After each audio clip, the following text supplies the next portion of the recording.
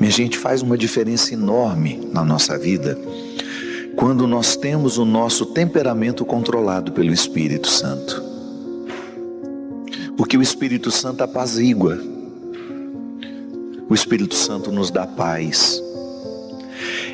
E mesmo que tudo ao nosso redor esteja em guerra, eu estando em paz, eu saberei lidar melhor com as guerras que estão ao meu redor. E serei um instrumento de paz para transformar. É o que todos nós precisamos fazer hoje. Eu não sei qual é a dor que você tem, qual é a dificuldade que você tem. Não sei qual é a luta que você trava. Onde é que os seus pés estão presos? O que é que lhe impede de caminhar? É uma dor? É uma perda? É uma atitude? É um vício? O que é que está lhe impedindo de dizer tudo posso? Está faltando preparo? Peça a Deus que hoje venha lhe fortalecer. E ainda que no momento que você cante tudo posso, que você ainda não possa sentir isso, peça a Deus a graça de hoje iniciar este tempo de preparo na sua vida. Que nós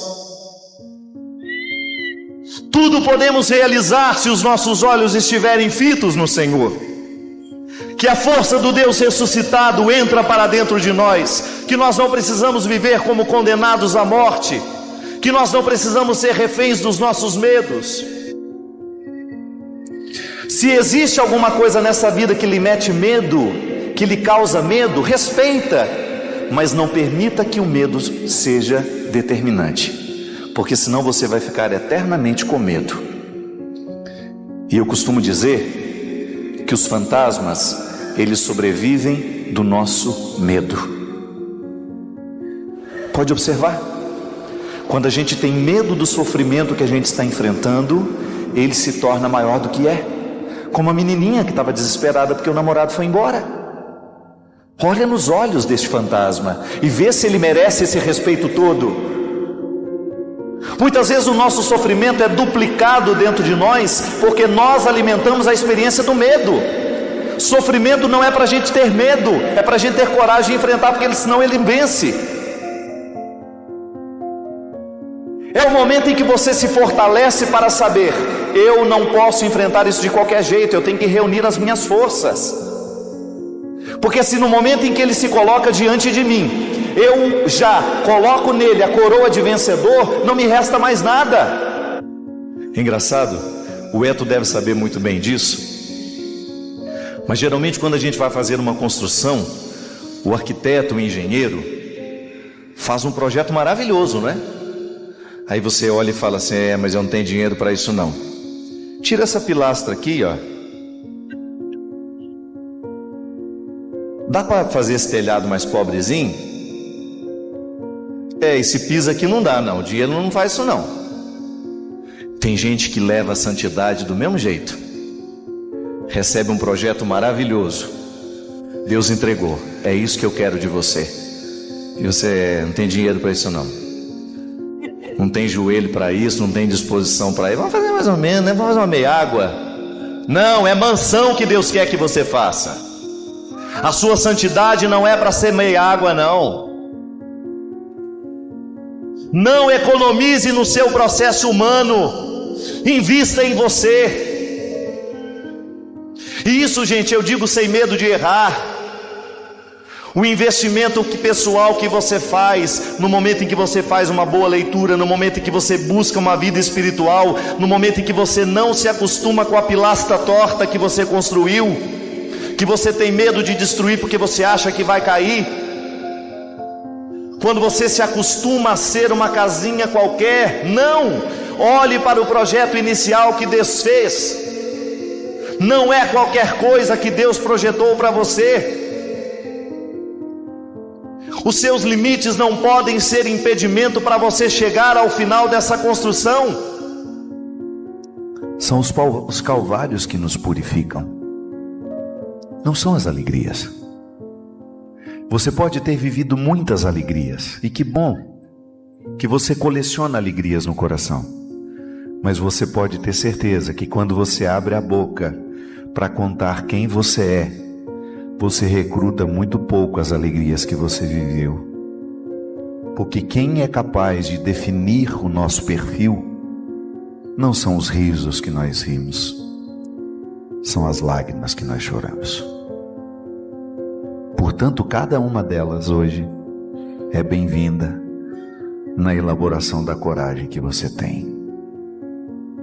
Quando você diz que você tudo pode naquele que te fortalece, você está dizendo justamente isso. Eu sei quem eu era e eu sei quem Deus está me tornando. É neste lugar, hoje, neste coração que você tem aqui, imperfeito, machucado pela vida, que Deus manifesta a sua glória. Você é um território de vitória, viu? Você é um território de bênçãos. Você é um território de amor. E hoje você pode declarar isso na sua vida. Quem manda no meu coração é o poder do Altíssimo. Sabe, a gente tem o direito de ter os nossos momentos de baixa, mas nós não podemos permitir que a nossa emoção vá ficando trancafiada e que ela só venha para fora como forma de mágoa. Não, você tem que exclamar nessa vida. Nós temos que ser ponto de exclamação nesse mundo de hoje, para mostrar que seguir a Jesus nos faz felizes, nos coloca com cheios de esperança, mesmo quando as dificuldades existem em nós. Às vezes no texto que é um sofrimento na nossa história, o que está faltando é um ponto de exclamação para nos ajudar a viver aquilo. Exclamação que se manifesta no rosto, na esperança, na alegria. Quantas vezes falta interrogação na nossa vida, minha gente? Quantas vezes uma interrogação faz falta dentro da nossa casa? Eu posso dizer para vocês do fundo do meu coração, muitos sofrimentos que nós enfrentamos na vida teriam sido evitados, solucionados, se a gente tivesse perguntado antes. A gente não pergunta. Jesus empresta para cada um de nós um jeito novo de olhar para o que somos. É a melhor forma que nós temos de lidar com os medos. Quando eu me deparo com os meus limites, muitas vezes eu não posso modificar os limites, mas posso modificar o jeito como olho para eles. A capacidade que Jesus tinha de colocar um óculos, colocar um jeito novo de ver a vida. Quantos de nós sofremos diante dos medos que nós temos das mudanças? Quantos conflitos nascem dentro de nós porque nós não sabemos encarar as mudanças que a vida nos traz? São os calvários que nos purificam, não são as alegrias. Você pode ter vivido muitas alegrias, e que bom que você coleciona alegrias no coração. Mas você pode ter certeza que quando você abre a boca para contar quem você é, você recruta muito pouco as alegrias que você viveu. Porque quem é capaz de definir o nosso perfil não são os risos que nós rimos, são as lágrimas que nós choramos. Portanto, cada uma delas hoje é bem-vinda na elaboração da coragem que você tem. Quando você diz que você tudo pode naquele que te fortalece, você está dizendo justamente isso. Eu sei quem eu era e eu sei quem Deus está me tornando. É neste lugar, hoje, neste coração que você tem aqui, imperfeito, machucado pela vida, que Deus manifesta a sua glória. Você é um território de vitória, viu? Você é um território de bênçãos. Você é um território de amor. E hoje você pode declarar isso na sua vida. Quem manda no meu coração é o poder do Altíssimo. É Ele quem levanta o meu olhar para que eu possa viver as minhas batalhas. Minha gente, eu não tenho dúvida que o que fez a multidão correr atrás de Jesus é que aquele homem era portador de uma palavra que tinha o poder de diminuir o medo. Medo. Medo é universal, todos nós sentimos. Você sente medo de ser só? Você sente medo de ser traído? Você sente medo de ser injustiçado? Você tem medo da doença? Você tem medo de morrer? Você tem medo de envelhecer? Você tem medo de não ter segurança? E naquele tempo não era diferente. A dor humana que dói hoje, dói há 2.000 anos, há 3.000 anos, há 4.000 anos, desde quando nós existimos, desde quando a condição humana está presente neste universo, lá está presente a dor, lá está presente o medo.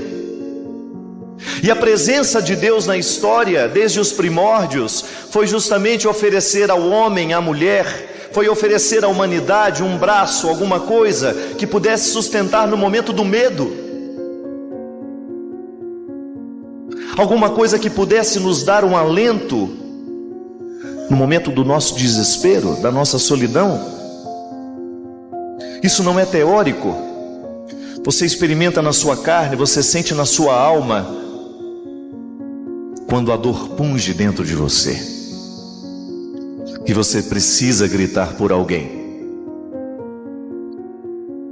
porque você não dá conta da vida sozinho. A vida não é suportável e você precisa olhar para os lados e você precisa descobrir alguém.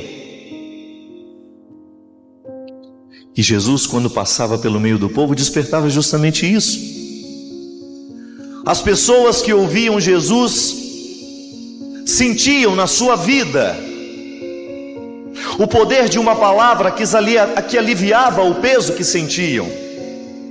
Por isso ele dizia de maneira bonita: vinde a mim, todos vós que estáis cansados, com o peso dos seus fardos, que eu vos aliviarei.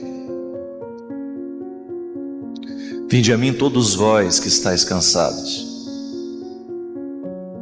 todos vós que carregais pesados fardos sobre os ombros, e eu vos aliviarei. Como, minha gente? Tem fisioterapeuta aqui? Tem? Me corrija se eu estiver dizendo errado. Às vezes, para corrigir uma postura, você tem que corrigir a mente, não é? É a maneira como a pessoa se interpreta. Há uma série que eu gosto muito, é minha série preferida, eu já vi 2 vezes e se tiver 30.000 temporadas eu vou assistir, que se chama Grey's Anatomy. Você gosta também? Tem uma psiquiatra que toda vez que ela vai viver uma cirurgia importante, ela aprendeu com um professor dela, que ela precisa ficar 1 minuto em silêncio, jogar os ombros para trás e fazer a postura do super-herói. Que não é de arrogância, é de prontidão. Minha gente, eu sou um homem miserável, cheio de pecados, mas eu não desisto do que Deus quer para mim.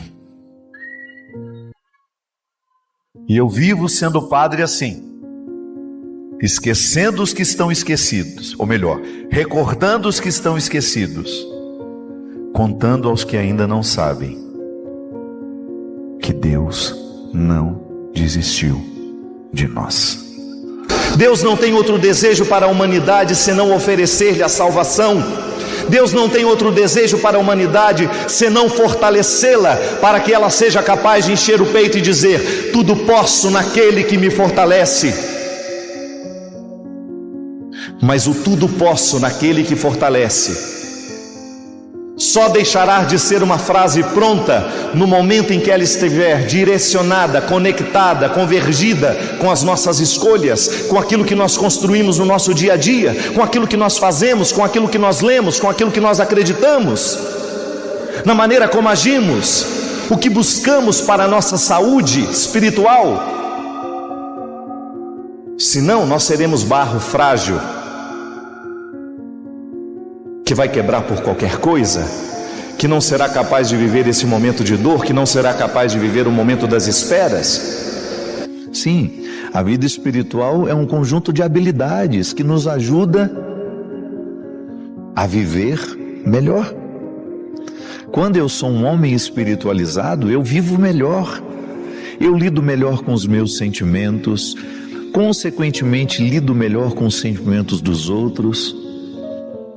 Porque vida espiritual, como eu dizia, até mesmo os ateus precisam. E eles podem muito bem buscar num processo terapêutico vida espiritual. Um processo terapêutico bem vivido transforma-se em vida espiritual.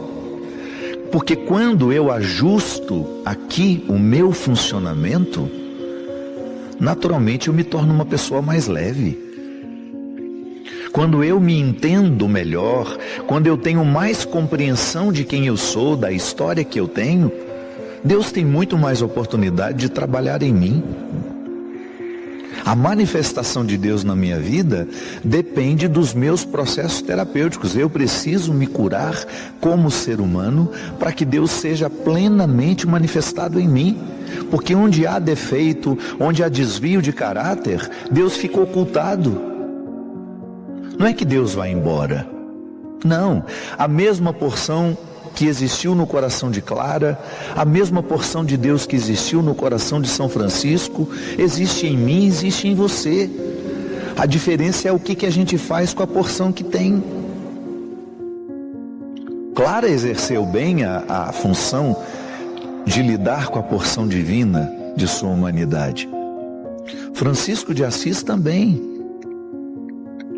Eu e você precisamos lidar melhor com a porção divina que nos habita, para que nós possamos, no exercício de autoconhecimento, a gente se livrar dos defeitos que dificultam a manifestação de Deus em nós. Porque todos nós aqui, sem medo de errar, somos feridos pela vida. Todos nós aqui tivemos histórias difíceis que dificultam o cristianismo em nós. Eu tenho falado isso por todo lugar que eu vou. O cristianismo é o mesmo para todos nós, a proposta cristã. Mas cada um de nós vai receber essa proposta com algumas facilidades e dificuldades, porque depende da nossa história. A solidariedade, por exemplo. Eu não tenho como ser cristão e não ser um homem solidário. Eu tenho que ser solidário, senão eu não sou cristão. Eu posso ser aquele homem que fica o tempo todo dentro da igreja, mas às vezes é incapaz de fazer um gesto de amor para alguém. Às vezes eu não saio de dentro da igreja, mas a língua não cabe na boca. É disso que nós estamos falando. Algumas pessoas têm mais facilidades naquilo, isso noutras, porque depende da história que a gente viveu. Às vezes a solidariedade é mais fácil para algumas que cresceram dentro de lares solidários. Mas se você cresceu com muita restrição, com muita pobreza, e quando você teve medo de perder, é claro que você se tornou uma pessoa egoísta. Então a conversão é você ir justamente lá na sua ferida emocional e transformar aquilo, e permitir que Deus cure você, para que a solidariedade seja uma realidade na sua vida. Cada um de nós aqui sabe o que nós precisamos mudar, para que a gente seja um farol, para que a gente seja uma ponte, para que a gente seja um lugar de luz no mundo de hoje. Por isso que quando você descobre Deus dentro de você, você aprende a amar, que é o resultado natural da presença de Deus em nós.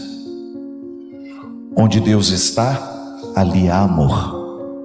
E as 3 dimensões do amor que Jesus pediu: amar a Deus acima de todas as coisas e ao próximo como a si mesmo. É o que Jesus fazia quando ele encontrava as pessoas perdidas. Ele restituiu o amor próprio. Sem amor próprio nós não conseguimos amar ninguém.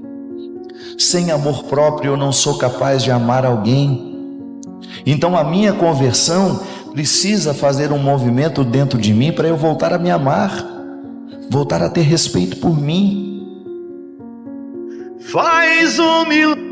Então erga os braços para o céu comigo e diga assim: Senhor Jesus, conceda-me a graça de um novo tempo, de ter um coração puro, como teve Santa Dulce dos pobres.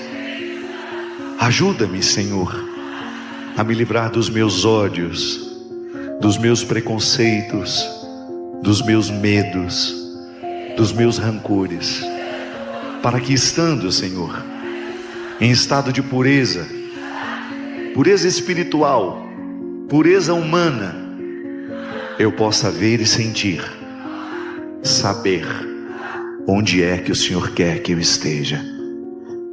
Por onde eu for, Senhor, que eu leve a sua presença aos que eu encontrar. E conceda-me a graça de declarar que hoje, por intercessão de Santa Dulce, eu posso dizer que é o primeiro dia da minha nova vida. Obrigado por assistir. Se você gostou desse vídeo, não esqueça de deixar seu like e se inscrever no canal para mais conteúdos inspiradores. Compartilhe esse vídeo com seus amigos e familiares para espalhar a motivação. E lembre-se, a cada novo amanhecer, há uma nova oportunidade de ser melhor. Até o próximo vídeo.